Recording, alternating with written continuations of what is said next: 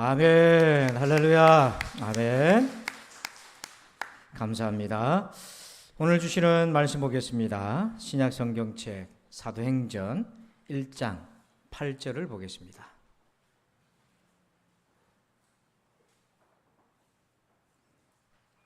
사도행전 1장 8절입니다. 화면을 참고하시고 우리 한 절입니다. 같이 함께 이 말씀을 봉독할 때에 나에게 오늘 이 말씀이 이루어지기를 간절한 마음으로 사모하면서 같이 봉독합시다. 시작.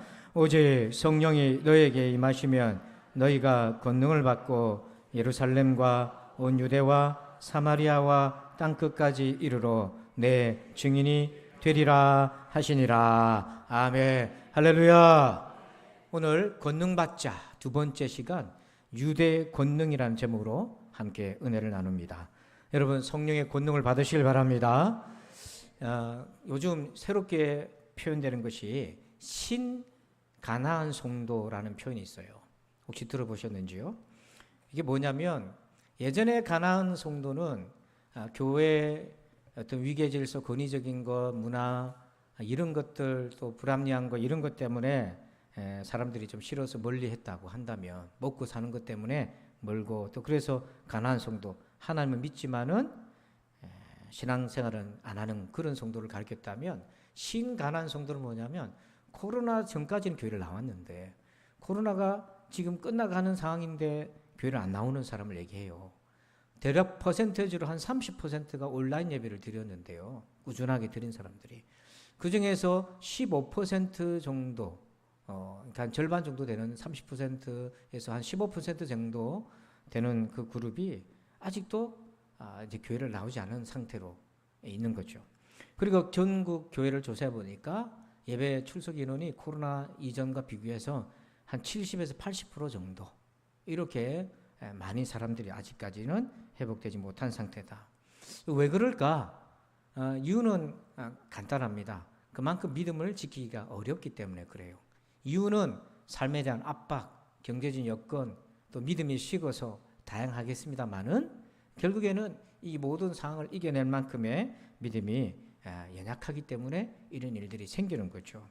여러분 어떻게 그럼 우리 해야 되겠습니까? 아마 이 자리에 계신 여러분들 중에서도 힘들게 어렵게 예배 자리에 나오신 분들도 있을 걸로 아는데 여러분 어떻게 우리가 신앙생활을 해 나가야 되겠습니까? 자, 그 답을 오늘 말씀에서 한번 찾아보고 주의 음성을 들읍시다. 우리 8절을 한 번 더 읽어볼까요? 시작.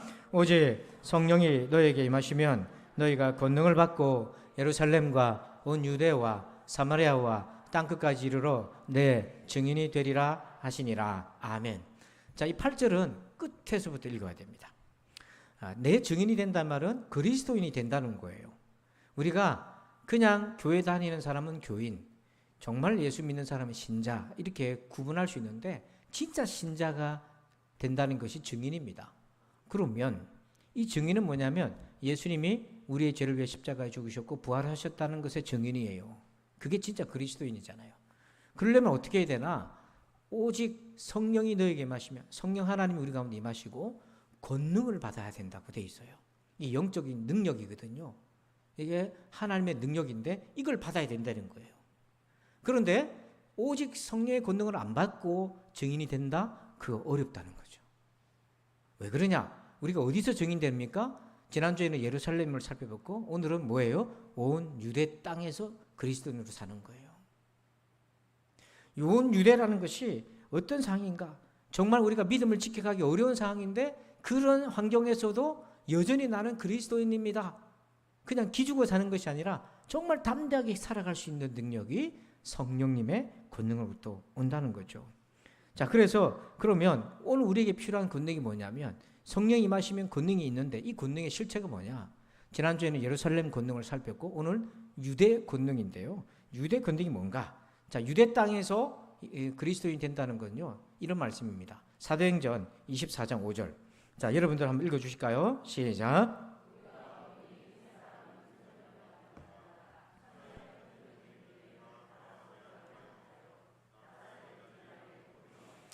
자, 사도들을 가리켜서 바울과 많은 사도들, 성도들을 가리켜서 유대인들이 어떤 인식이냐면 이 사람들은 뭐야? 이 사람은 전염병 같은 자예요. 바이러스라는 겁니다. 그래서 전 세상에 흩어져 있는 유대인들을 소유하게 하고 나사렛 이단의 우두머리, 예수님을 뭐라고 규정하죠? 이단이다. 나사렛 이단이다. 이게 유대 문화의 특징이에요. 그런 상황 속에서도 떳떳하게 이제 숨기지 않고 나는 크리스찬입니다라고 말할 수 있어야 된다는 거죠. 그렇게 되기 위해서는 반드시 성령의 권능이 필요한데, 그러면 오늘 우리는 이 세상에 유대인이 살고 있고 우리를 비판하고 그런 거 아니잖아요. 근데 이 유대인은 어떤 거냐면 문화적인 특징이 있어요. 그건 오늘 우리에게도 같이 있습니다. 그게 뭐냐면 그림자 문화예요. 오늘 잘 주목하셔요. 그림자 문화로부터 벗어나게 하는 것이 성령의 권능입니다. 이 성령의 권능 안 받으면 그림자를 진짜로 알게 돼요. 그럼 속는 거예요. 자, 히브리서 10장 1절을 보시면 율법은 장차 올 좋은 일의 그림자일 뿐이요 참 형상이 아니므로 해마다 늘 드리는 같은 제사로는 나아오는 자들을 언제나 온전하게 할 수 없느니라. 여기 율법은요 유대교를 상징하는데 그거는 그림자다는 거예요. 진짜가 아니고요 장차 좋은 일에 그건 예수님을 가리키는데 그것의 그림자예요. 그런데 이 그림자를 진짜로 알고 사는 거예요.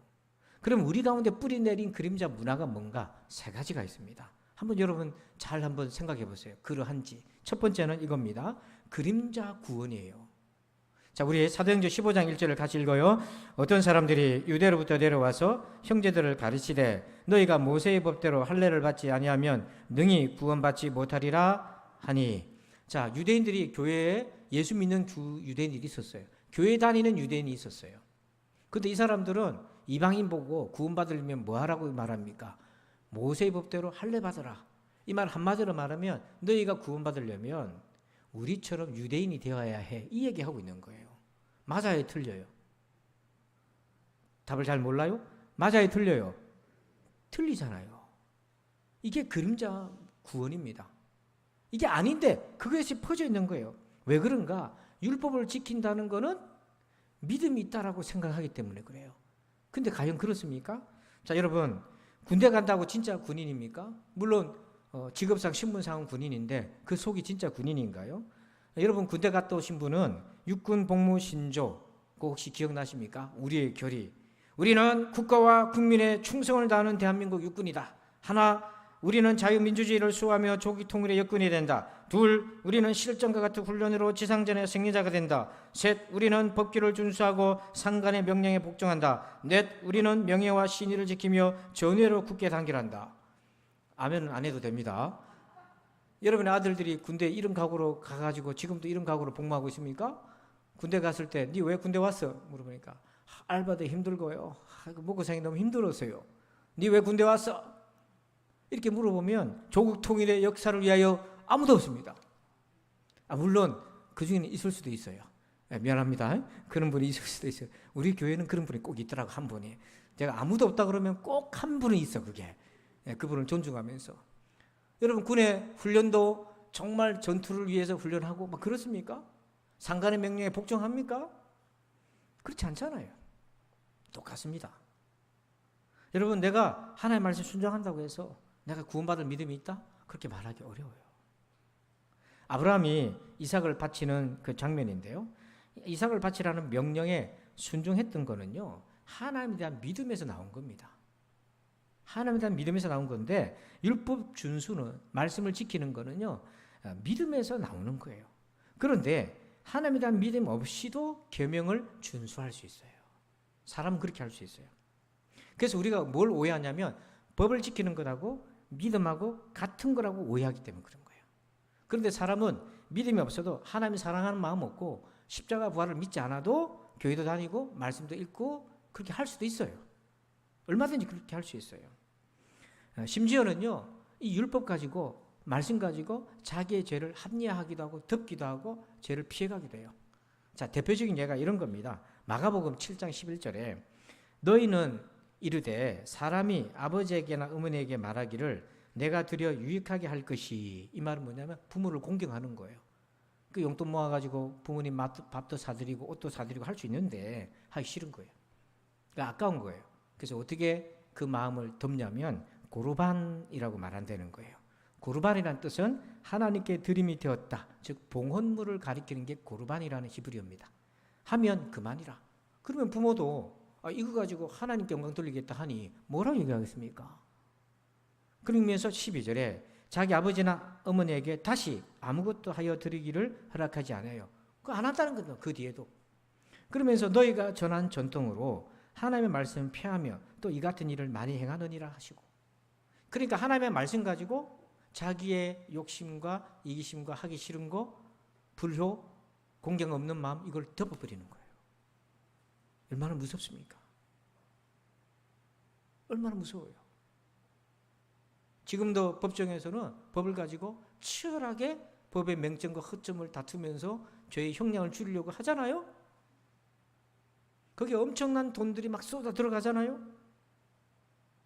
여러분, 하나님의 말씀이 아무리 좋지만 그 말씀이 우리의 죄를 덮는 수단으로도 쓰이는 것이, 그렇게 쓰는 것이 우리라는 거죠. 이게 그림자 구원의 모습인 겁니다.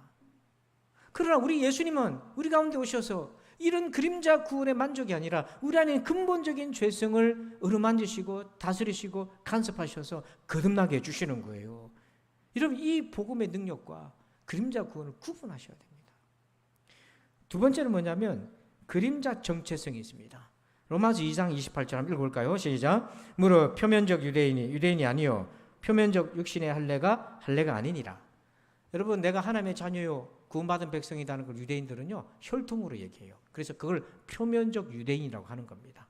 그래서 할례라는 것은 유대인의 상징과도 같아요. 혈통으로 자기 정체성을 규정해요. 그러나 여러분, 이걸 조금 확장해 보면 지금 우리의 정체성은 뭘로 규정합니까?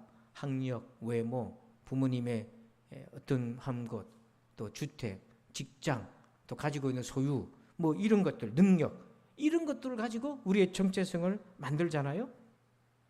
그래서 우리 부모가 자녀를 교육시킬 때도 좀 더 좋은 대학, 좀 더 좋은 직장, 좀 더 많이 배우고, 좀 더 이쁘게, 그래서 사람의 기술과 과학 발전으로 인해서 이제 얼굴이 거듭나는 역사가 있어요, 보면. 그렇게도 해서 왜 그렇게 합니까? 좀 마음이 주눅들지 않고 이 세상에서 무한 경쟁 속에서도 자기 길을 펴고 살려고 부모님께 도와주는 거죠.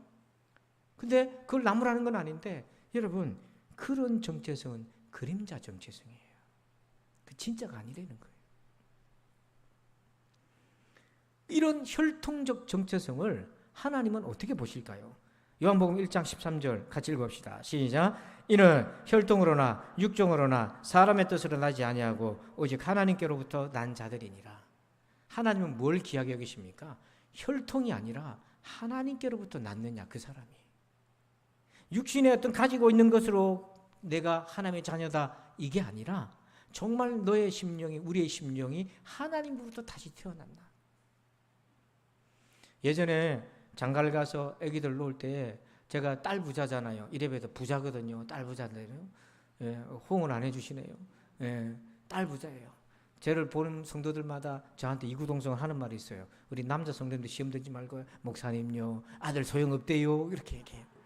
그 저로 위로를 하는 거겠죠. 근데 살다 보니까 딸 부자인데, 여러분, 딸을 첫째 놓고 둘째 놓고 셋째 놓으니까 그때마다 얼굴이 틀리고 다 틀려요. 정말 하나님의 창조 섭리는 신비한데요. 신비한데 그때는요, 놓기만, 건강하게 낳기만 위해서 기도했어요. 우리 주변에 정말 아기를 갖는 것도 힘든 사람도 있고, 가져도 이게 건강히 태어나는 것 때문에 얼마나 기도합니까? 산모들 얼마나 불안해요. 의사가 조금만 잘못 얘기해도 막 불안하고 막 그렇잖아요. 그래서 낳는 것에, 건강하게 출산하는 것에 정말 100% 전력을 다했는데, 성경 보니까 그보다 더 중요한 것이 있다고요. 건강하게 태어나는 것도 위해서 반드시 기도해야 되는데, 이 자녀가 내가 태의 열매로 낳았지만 하나님으로부터 다시 태어나기를 기도하시기 바랍니다. 그래서 우리는 두 가지를 놓고 기도해야 돼요. 건강하게 태어나고 하나님으로부터 태어나게 해주십시오. 그렇게 기도하셔야 돼요. 이게 정말 진짜 정체성인 거예요. 이게 우리 본질이거든요. 그래서 이 본질이 딱 자리를 잡은 사람은 어디를 내놔도 하나님의 자녀로 살고 무너지지 않고 추스리면서 살 수 있어요. 세 번째는 그림자 문화가 뭐냐면 이겁니다. 그림자 능력이에요. 자, 디모데후서 3장 5절을 읽어봅니다. 시작. 경건의 모양은 있으나 경건의 능력은 부인하니 이 같은 자들에게서 네가 돌아서라. 그러니까 이 모양이라는 단어가요, 정말 복합적인 의미가 있는데, 이 모양을 능력으로 오해한다는 겁니다. 모양을 잘 갖추면 그게 능력인 것으로 우리가 오해하는 건데, 여기서 말하는 모양이 뭐냐면 이겁니다. 척 이런 표현이 아니고요. 유대인들 율법이 있어요. 성경이 있어요. 그걸 묵상하고 읽습니다. 외우기도 합니다. 기도도 합니다. 하루에 3번, 심지어는 5번까지 기도를 시간에 맞춰서 합니다. 안식일을 지킵니다. 절기를 지킵니다. 찬양합니다. 매사에 기도를 합니다. 이게 다 모양이에요. 모양이라는 범주 안에 이게 다 들어가는 겁니다. 그렇게 보면 여러분 우리식으로 적용하면 새벽도 나오고 수요일도 하고 헌금도 열심히 하고 봉사도 열심히 하고 그거 다 모양인 거예요. 근데 그 모양 안에 능력이 있는가 없는가는 다른 얘기인 거예요. 근데 유대인들한테 어떤 의식이냐면 그런 모양을 준수하다 보니까 그게 능력인 것으로 오해합니다. 그러다 보면 함정에 빠져요. 외식의 역설의 함정에 빠져요. 그게 뭐냐면 마태복음 7장 5절인데요. 외식하는 자요, 먼저 내 눈 속에서 들보를 빼어라. 그 후에야 밝게 보고 형제의 눈 속에서 티를 빼리라. 여기 보면 형제의 눈 속에서 티를 뺀다는 게 저 사람 보니까 말씀대로 안 살아요. 예배를 잘 안 드려요. 저 사람 보니까 죄를 지어요. 잘못된 길로 가요. 그러면서 타이르고 권면하는 겁니다. 당신 그렇게 하면 되겠냐? 이건 잘못된 게 아니에요. 근데 이렇게 하는 행위를 나도 그렇게 거룩한 길을 걸어가고 있다라고 이런 행위를 통해서 덮어버리는 거예요. 오해하는 거예요. 근데 이렇게 다른 사람의 티라는 건 작은 거잖아요. 다른 사람의 흠과 점을 보면서 그렇게 하면 안 되지 하고 지적도 하고 하지만 자기 속에는 뭐가 들어와 있냐면 들보가 있는데 그거는 처리가 안 되고 있는 상태예요. 그러니까 내 안에 있는 들보를 가지고 있으면서도 우리는 얼마든지 입으로는 옳은 소리 할 수 있다는 거예요. 내 안에 큰 문제를 가지고 있지만 입으로는 얼마든지 바른 얘기 할 수 있다는 거예요. 얼마든지 조언할 수 있는 거예요. 근데 그렇게 하면 어떤 일이 생깁니까? 그렇게 하면 할수록 괴리감이 내 안에 커져요. 그래서 그게 너무 괴로운 거예요. 그게 너무 괴로운 거예요. 혹시 여러분들은 그런 괴로움 안고 있는 분 없습니까? 겉으로는 능력이 있어 보이지만 속은 무능한 상태. 그러다 보니까 이게 그림자 능력인데 한겹쯤이 뚜렷해져요. 마가복음 12장 18절 같이 읽어봅시다. 시작. 부활이 없다는 사두개인들이 예수께 와서 물어 이르되, 사두개인들은요 제사장 가문입니다. 그런데 뭘 믿지 않습니까? 부활이 없다고 얘기합니다. 여러분 성경을 하나의 말씀으로 믿고 있는 사람들이 부활이 없다고 얘기해요. 어떻게 그럴 수 있죠? 이게 뭐냐면 바로 그림자 능력의 한계예요. 부활이라고 하는 초자연적 상황인데 이성적 종교, 현실적 신앙의 늪에 빠져 있는 겁니다. 그래서 하나님의 백성이 부활을 믿지 않는 거예요. 근데 이상한 거는 그러면서도 하나님을 믿을 수 있는 거죠. 이게 어떻게 양립이 가능하나? 그게 가능합니다. 그게 가능해요. 이게 자유주의적인 신앙을 가지면 그게 가능합니다. 이성의 한계치 내에서만 인정하고 이성의 한계를 넘어서는 범주는 외면에 부를 수 있어요. 그러니까 부활을 믿지 않아도 예수 믿고요. 성령을 믿지 않아도 예수 따를 수 있어요. 엄밀하게 말해서 믿는다고 표현하기보다는 따른다고 표현할 수 있어요. 그럼 그 모습이 어떻게 되나? 성경에서 나타나 있는 예수님의 모습을 파편적으로 따르는 겁니다. 그래서 그때 예수님 어떤 예수님 됩니까? 저기 남미로 가면 해방 민중신학이 되고요. 정치적인 혁명가인 예수님, 불의와 싸우시는 예수님, 또 가난한 제3세계 지대로 가면 가난과 싸우시고 부의 불합리화와 싸우시고 대기업과 싸우시는 예수님, 이게 틀렸다는 것이 아닙니다. 이런 모습들이 다 예수님의 모습의 일부인데 그것을 전체로 보게 되는 게 문제라는 거죠. 그러면서 페미니즘, 환경 이거 다 다룹니다. 그런데 거기에 뭐가 빠져 있냐면 예수님의 십자가가 나를 위해 십자가에서 나를 사랑하사 나의 죄악을 위해 죽으신 그 죽음이라는 받아들임이 없고요. 예수님은 그 당시 로마와 유대 사회로부터 이렇게 폭력을 당하시고 희생당하신 상징으로 보는 거예요. 부활이라는 것도 그냥 하나의 상징으로 가지 실제로 예수님 부활하셨다. 그래서 나도 부활할 것이다. 그런 믿음이 들었을 자리가 없어요. 이성적인 신앙으로 가게 되면서 예수는 믿고 하나님은 믿는다고 하는데 그 내용을 보면 예수님이 복음 전했던 사도들이 전했던 그 복음과 다르다고요. 굉장히 위험합니다. 굉장히 위험합니다. 나중에는 속게 됩니다. 사실은 저 또한 학교 다니면서 그런 많은 학문과 그런 내용을 접하면서 그런 영향들을 많이 받으면서 요동해 본 경험 속에서 이런 부분들이 있구나, 이런 부분들이 있구나. 이런 세상이 바로 유대라는 거고, 그런 세상에서 그리스도인으로 살아야 된다는 거예요. 그럼 어떻게 우리가 그림자 문화에 속지 않고, 그림자 능력, 그림자 정체성, 그림자 구원에 속지 않고 진짜 크리스찬이 될 수 있겠나? 우리 1장 8절 우리 한 번 더 같이 한번 합독해 봅시다. 시작. 오직 성령이 너에게 마시면 너희가 권능을 받고 예루살렘과 온 유대와 사마리아와 땅끝까지 이르러 내 증인이 되리라 하시니라. 여기 보면 그런 유대 땅에서, 그림자 문화가 활성화되어 있는 그런 땅에서 내 증인이 되려면, 십자가의 죽음과 부활의 구원의 증인이 되려면 성령님을 만나고 성령의 권능을 받아야만 된다는 거예요. 초자연적인 역사를 자기가 경험해야 된다는 거예요.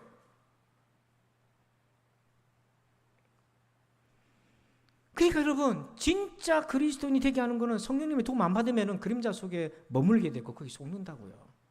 그럼 어떻게 그림자로부터 벗어나게 할까?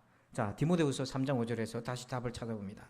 경건의 모양은 있으나 경건의 능력은 부인하는 자는 이 같은 자들에게서 네가 돌아서라. 여러분, 그림자 모양을 자꾸 가지고 진짜라고 하는 사람들이 있다면 돌아서야 돼요. 그게 아닌 거예요. 근데 내가 이게 그림자 모양이라는 건 뭔지 아나? 경건의 능력을, 성령의 능력을 자기가 경험하면 그때 보입니다. 이게 그림자였구나. 이게 껍데기였구나. 이게 모양이었구나. 이게 진짜가 아니었구나.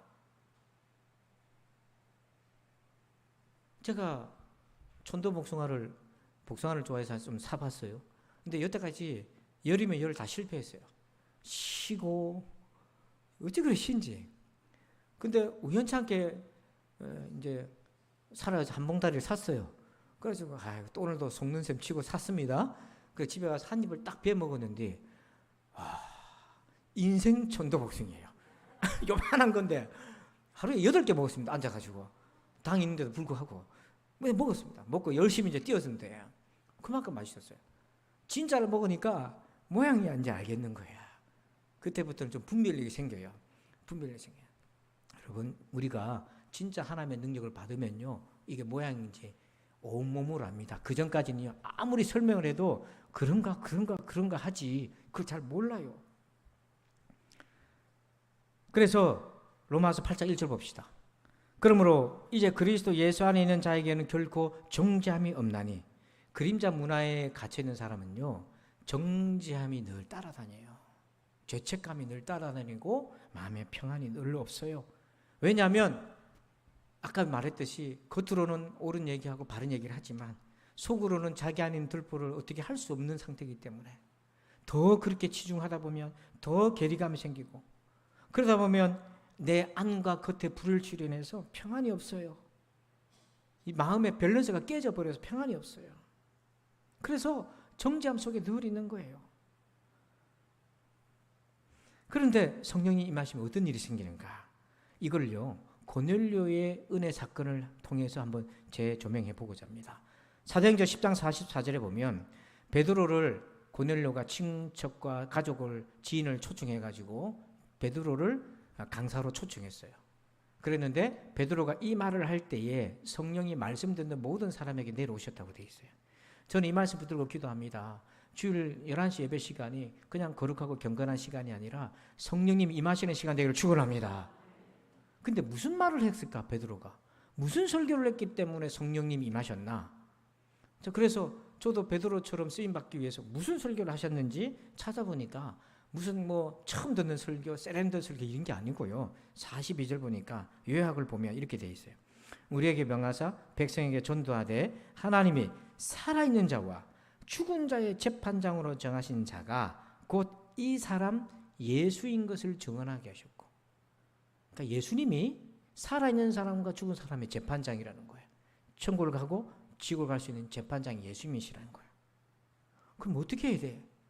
살 길을 얘기해 주는데 43절에 그에 대하여 모든 선지자도 증언하되 그를 믿는 사람들이 다 그의 이름을 힘입어 죄사함을 받는다 하였느니라. 예수님이 십자가에서 나를 위해 죽으셨다는 걸 믿고 회개하면 죄 용서함을 받는데, 그런데 이 말씀을 선포를 했어요. 이 말씀을 선포하고 난 뒤에 고넬료 집안에 무슨 일이 생겼나? 그때 성령님이 임했는데 말씀을 들어서 성령이 임한 게 아니에요. 여러분 말씀 지금까지 들었잖아요. 듣는다고 성령이 임하는 것이 아니라 그 말씀대로 예수 이름으로 회개하고 예수님이 나를 위해 십자가에 달려 죽으신 것을 믿고 회개했을 때 그 회개가 진짜 회개였기 때문에 하나님이 그 회개를 인정하시고 죄사함의 용서의 은혜를 성령 부어주심으로 동시적 사건으로 일어난 거예요. 그 순간에. 그러니까 여러분들이 아무리 좋은 말씀을 들어도 회개하고 성령님 앞에 겸손하고 주의 십자가를 의지하고 믿음으로 결부시키지 않으면 성령님 임할 수가 없는 거예요. 그냥 돌아서서 어떤 분이 저한테 그렇게 얘기하더라고요. 아, 목사님 참 말 잘하네. 이렇게 얘기하더라니까요. 그날 제 설교를 실패한 거예요. 그 사람한테는. 제가 말 잘하려고 한 게 아니잖아요. 지금 예수 만나려고 중개시키려는 중개인인데.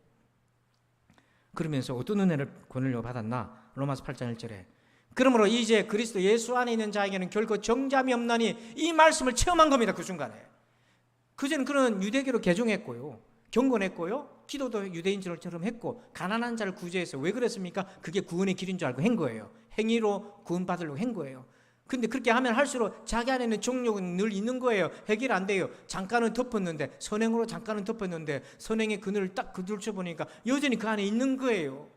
이걸 해결할 수 없었는데 그날 베드로를 초청해서 그게 해결된 거예요. 근데 여기 우리 로마서 한글 번역본에는 이제 그리스도 예수 안에 있는 자에게는 정죄함이 없다 이렇게 돼 있잖아요. 그 예수 안에 있는 자라는 게 뭔가? 영어 성경에는요, 킹 제임스 버전에는 이렇게 번역했어요. 뭐라고 됐냐면 예수 안에 있는 사람 해놓고 뒤에 부연 설명을 했어요. 육신을 따라 걷는 자가 아니라 after the spirit, 그래서 성령님을 따라가는 사람, 그 사람이 예수 안에 있는 자라고 한 거예요. 여러분 예수 안에 있는 자입니까? 이 말씀 기준으로 본다면 육신을 따라 예수를 따라가는 게 아니라, 예수 안에 있는 게 아니라 성령 안에 있을 때 그 사람 예수 안에 있는 자다. 그런 사람한테는 정잠이 없다. 이렇게 그 순간 고넬료가 유대 그림자 문화로부터 자유하게 된 겁니다. 아, 이거는 모양이었구나. 예수님이 진짜였구나. 지난번에 설명했던 나눴던 간증에 윤채영 목사님 호주에서 청소년 선교하다가 누명 쓰고 부모한테 막 폐악질하는 청소년 붙들어다가 한 대 그냥 이렇게 혼내면서 복음으로 다스리려고 했다가 그게 폭행죄요. 네 오늘 집에 가지 말고 교회 와, 여기서 기도해. 그게 유괴죄로 막 딩갑이 돼가지고 2년간 억울한 옥살이를 했어요. 그리고 강제 추방이 될 위기에 놓였어요. 근데 그 감옥에서 하나님이 목사님을 쓰셨어요. 목사님도 청소년 사회 갈 때는 그런 거 하나도 없었어요. 감옥에서 하나님의 역사를, 하나님이 자기를 쓰시는데 베트남 조폭과 같은 방을 썼는데 밥을 지어서 먹더라는 거, 감옥 안에서. 근데 자기한테 밥도 주고 잘 해주더래요. 그러면서 하는 말이 마약 사라, 나 돈 없다, 헤로인 사라, 대마초 사라, 나 그런 거 안 한다, 나 예수 믿는 사람이다. 막 이렇게 실갱이를 하는데 복음을 전했어요. 이 사람이 예수 믿었어요. 그랬더니 바로 나오는 자세가 뭐냐면 신입은 2층 침대를 쓰거든요. 자기 침대를 보면 2층으로 올라갔어요. 근데 목걸이가 있었는데 이게 주술 목걸이에요. 우상의 목걸이에요. 이제 그걸 떼려고 하는데 이게 끊어지질 않는 거예요.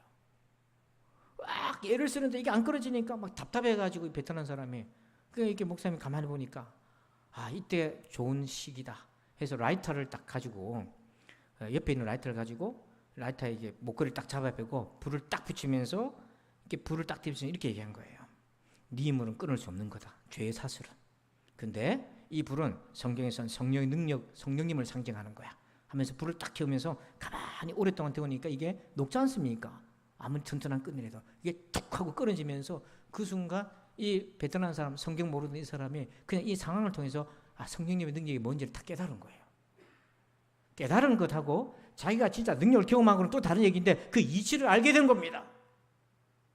고넬료가 딱 그런 거예요. 그림자 문화인지 진짜인지 그 차이를 그날 밤 알게 됐는데 45절 보면 베드로와 함께 온 할례 받은 신자들이 이방인에게도 성령 부어 주심을 말미암아 놀라니, 이들이 베드로와 같이 왔던 믿음의 선교팀들이 이 고넬료가 성령 받는 것을 놀랐어요. 근데 이 성령의 능력을 고넬료가 받을 때 이게 뭐냐면 예수의 이름과 성령의 능력으로 죄사함을 받았을 때 그 이전의 경건과 전혀 다르다는 걸 알게 된 겁니다. 그래서 사도행전 10장 2절을 보면 그가 성령님 만나기 전에 그는 어떻게 설명하냐. 그가 경건하여 온 집안과 더불어 하나님을 경외하며 백성을 많이 구제하고 하나님께 항상 기도하더니, 이런 사람이면 무슨 베드로가 필요합니까? 잘하고 있다고 생각할 수 있잖아요. 뭐 이게 부족한 게 뭐 있어요? 근데 이 사람은 유대교 그림자 안에서 경건했던 거예요. 외식의 역사를 벗어날 수가 없었던 거예요. 하나님을 경외하고 예배를 드리고 다 하지만, 암송도 하고요, 성경도 보고 하지만, 구제도 하는데, 그러나 그 안에 경건의 모양에서 벗어날 진짜 능력, 성령 하나님 예수 그리스도의 이름의 능력을 경험하지 못했던 거예요. 그런데 그날 밤에 그걸 경험하고 난 다음부터는 확 달라진 거야. 이거 그림자였구나. 예수님이 진짜구나. 저도 그랬습니다. 예수 믿을 때 선한 양심으로, 착한 마음으로 내 안에 있는 죄를 덮으려고, 그게 제 생각나니까 더 결벽적으로 완벽하게 하려고 애를 쓰는데, 그렇게 하면 할수록 마음은 더 괴로워져요. 입으로는 옳은 소리 바른 소리 합니다. 돌아서서는 내 안에 들보가 있는데 그걸 숨기고 있는 거예요. 학교 다닐 때 껄렁껄렁한 친구들이 있었어요. 막 그냥 벌써 중학교 때부터 담배 피고 막 돌아다니고, 그냥 학교도 안 오고 이런 애들이 있었어요. 그래서 얘가 니 그러면 되나 하고 제가 조언도 했습니다. 그러면 안 되지 않냐 하고 뭐라도 했습니다. 제가 뭔데 덩치가 이렇게 큰 애들한테 제가 야단도 쳤어요. 그러니까 진지하게 듣더라고요. 그 왜 듣는지 모르겠어요, 저한테. 애들이 열받으면 주먹으로 한 대 때문에 쓸데없는 소리 하지 마라 하고 그렇게 했을 건데, 제 얘기는 좀 듣더라고요. 근데 돌아서서 나는 그들과 어떠한가? 그들은 속에 있는 것을 드러내었을 뿐이지만 내 속은 그들보다 더한 것들이 들어가 있다는 거예요. 그런데 하나님 앞에 나와서 회개하고 예수님 십자가를 믿고 회개하고 기도할 때 점점 답답한데요. 회개한다고 바로 은혜가 오는 게 아닙니다. 그만 일정 정도 답답한데 막 누르는 거. 주님, 내가 죄인입니다 하고 내 모든 자를 내려놓고 기도할 때에 놀랍게도 그림자로부터 빼내주시는 주의 능력을 경험하게 됐습니다. 그 가운데 평안이 오고요, 시원함이라는 거예요. 영적 시원함이라는 거예요. 성령의 능력이 그때 임하면서 방언도 하고 은사도 받고 하나님의 살아계심이 내가 몸으로 경험하면서 믿어지게 된 거예요. 성도 여러분, 오늘 이것이 온 유대 그림자 문화로 살아가는 이 땅에 예수 믿는 사람으로 살아갈 수 있는 그렇게 능력 있는 사람 되려면 성령의 능력을 받으시길 바랍니다. 그거 안 하고서는요, 우리도 그림자에 속고 그림자 신앙으로 살게 되는 거예요. 오늘 우리에게 필요한 것이 무엇입니까? 사도행전 1장 8절에 오직 성령이 너에게 임하시면 너희가 권능을 받아요. 이 권능의 실체가 오늘 두 번째, 유대 그림자 구원, 그림자 정체성, 그림자 능력으로부터 우리를 자유하게 해 주십니다. 여러분, 오늘 여러분은 어떻습니까? 그림자 지금 세상에 있습니까? 진짜 세상에 있습니까? 오늘 이 시간이 저와 여러분이 성령의 권능을 다시 받고 진짜 그리스도인 되기를 주의 이름으로 축원합니다. 축원합니다. 아버지 감사합니다. 오늘 이 말씀 받았으니 이 말씀 붙들고 주 앞에 나가길 원합니다. 성령 하나님, 오늘 갈등하고 고민하는 우리 성도들에게 임하여 주셔서 성령의 권능으로 함께하여 주시옵소서. 감사하며 예수님의 이름으로 기도합니다. 아멘. 우리 함께 찬양할 텐데요, 허락하신 새 땅에 우리 1절과 2절을 우리 찬송하십시다.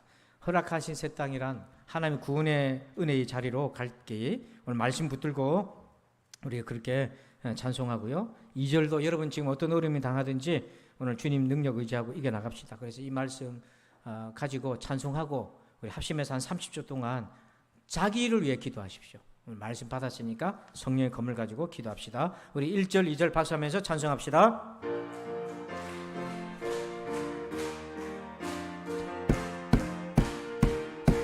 허락하신 새 땅에 들어가려면 마음의 준비를 하여 힘써 일하세. 할렐루야. 여호수아 본받아 앞으로 가세. 우리 거할 처소는 주님 품일세. 시험을 난 당해도 낙심 말고서 맘의 걱정 버리고 힘써 일하세. 여호수아 본받아 앞으로 가세. 우리 거할 조소는 주 1절 한 번 더. 허락하신 새 땅에 들어가려면 허락하신 새 땅에 성령의 권능을 받읍시다. 마음의 준비 다하여 힘써 일하세. 여호수아 본받아 앞으로 가세. 우리 거할 조선을 주님 품 시험할란 당해도 시험할란 당해도 낙심 말고서 마음의 걱정 버리고 힘써 일하세.